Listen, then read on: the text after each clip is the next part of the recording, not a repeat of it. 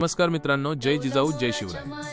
आज स्वराज्य रक्षकच्या माध्यमातून आपण साताऱ्याच्या माणदेशामधून एका अशा किल्ल्याच्या सफरीवर निघालो आहोत जो आजही आपल्या भक्कम तटबंदीने आणि ऐतिहासिक महत्त्वामुळे सह्याद्रीच्या पूर्व रांगांमध्ये ताठ मानेने उभा आहे।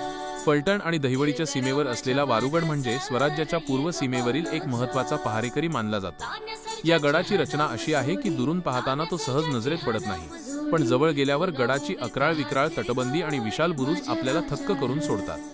गडाच्या पायथ्याला असलेल्या वारुगड गावापासून सुरू होणारी पायवाट आपल्याला एका अशा ऐतिहासिक प्रवासात घेऊन जाते जिथे प्रत्येक दगड शौर्याची साक्ष देतो। वारुगडाचे सर्वात मोठे वैशिष्ट्य म्हणजे येथील आजही सुस्थितीत असलेली तटबंदी आणि त्यावरील कोरीव काम।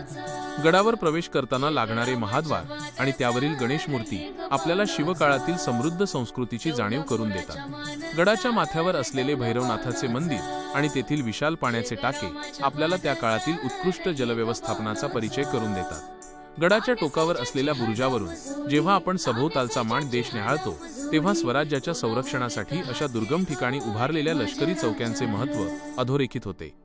येथील शांत वातावरण आणि डोंगरदऱ्यांमधून येणारा वाऱ्याचा आवाज जणू शिवरायांच्या मावळ्यांच्या पराक्रमाच्या कथा आजही सांगत असल्यासारखा भासतो। वारुगड हा केवळ एक किल्ला नसून तो दुष्काळी पट्ट्यात स्वराज्याची धगधगती मशाल तेवत ठेवण्याचे एक महत्त्वाचे केंद्र होता।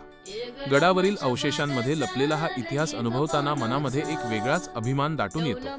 आपल्या या गौरवशाली वारशाची जपणूक करणे आणि तो जगासमोर आणणे हीच खऱ्या अर्थाने त्या मावळ्यांना वाहिलेली श्रद्धांजली ठरेल। जर तुम्हाला आपल्या महाराष्ट्राच्या या ऐतिहासिक दुर्गवैभवाचा आणि वारुगडाचा हा प्रवास आवडला असेल तर आपल्या स्वराज्य रक्षक चॅनेलला नक्की सबस्क्राइब करायला विसरू नका। जय जिजाऊ, जय भवानी, जय शिवराय।